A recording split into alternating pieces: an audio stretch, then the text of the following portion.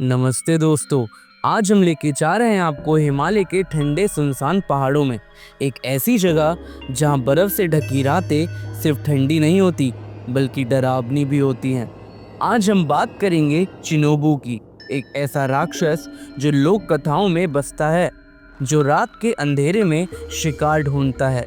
So grab your popcorn, lights dim कर लो और शुरू करते हैं ये स्पूकी टेल। ये कहानी है विक्रम की, एक जवान ट्रैकर जो अपने दोस्तों के साथ हिमाचल प्रदेश के लाहौल स्पीति में एडवेंचर के लिए गया था।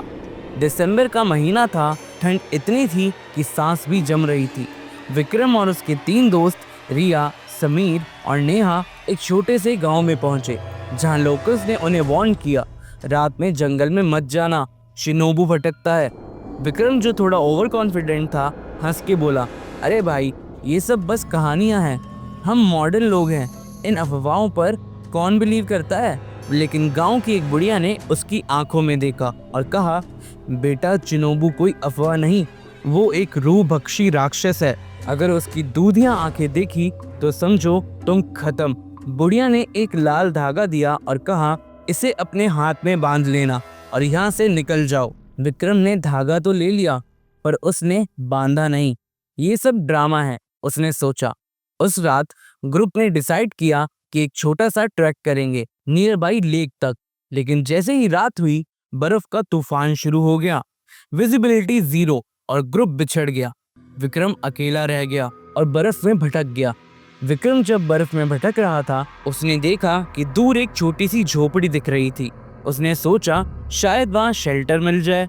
जैसे ही वो झोपड़ी के करीब पहुंचा, उसने देखा कि वहाँ एक पुराना टूटा हुआ दरवाजा था जो खुद ब खुद हिल रहा था।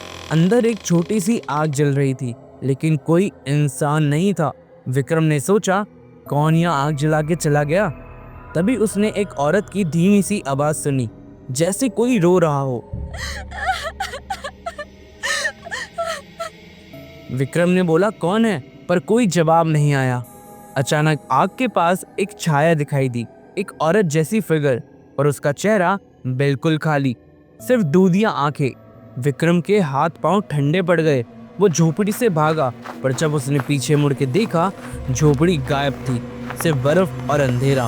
विक्रम थक चुका था, उसके फोन का सिग्नल चला गया था और टॉर्च की बैटरी भी खत्म होने वाली थी। अभी भी उसके दिल में झोपड़ी का वो खौफनाक मंजर था। अचानक उसने दूर से एक बच्चे की रोने की आवाज सुनी। कौन है वहाँ? उसने चिल्लाया। आवाज और करीब आई और विक्रम को लगा शायद कोई लोकल बच्चा रास्ता भूल गया है।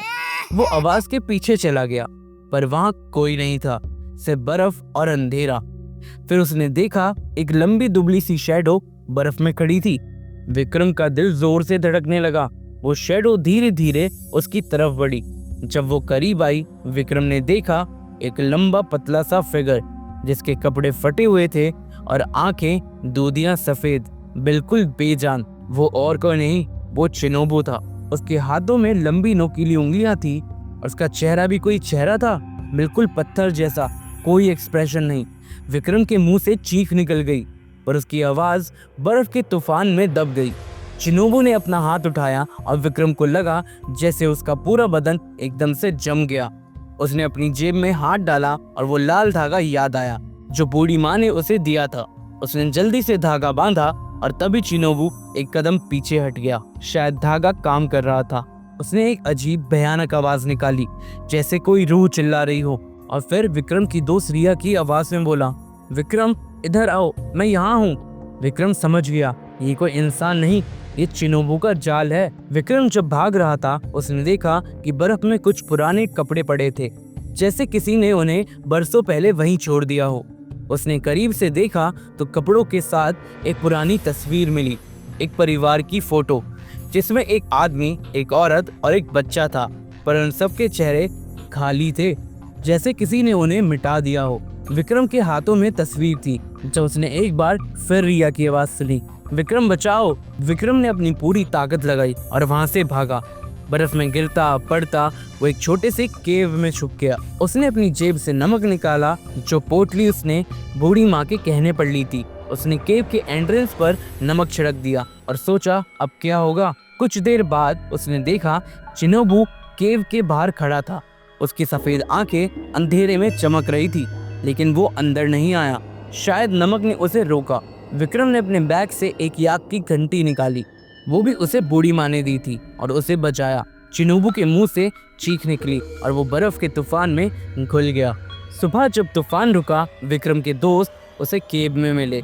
वो सब शॉक थे क्योंकि विक्रम की आंखें बिल्कुल खाली सी लग रही थी, जैसे उसने कुछ ऐसा देखा हो जो बहुत भयानक था। गांव वापस आने के बाद उसने बूढ़ी माँ को सब बताया और वो तस्वीर भी दिखाई।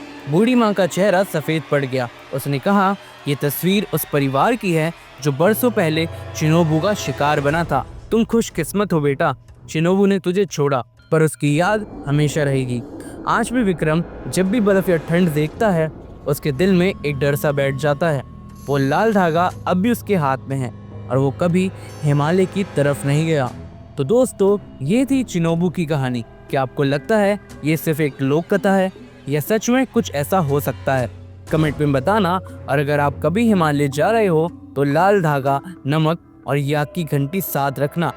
तब तक के लिए हमारा चैनल सब्सक्राइब करो, बेल आइकन दबाओ और अगले हॉरर स्टोरी का वेट करो। तब तक के लिए स्टे सेफ और कभी अकेले बाहर मत निकलना।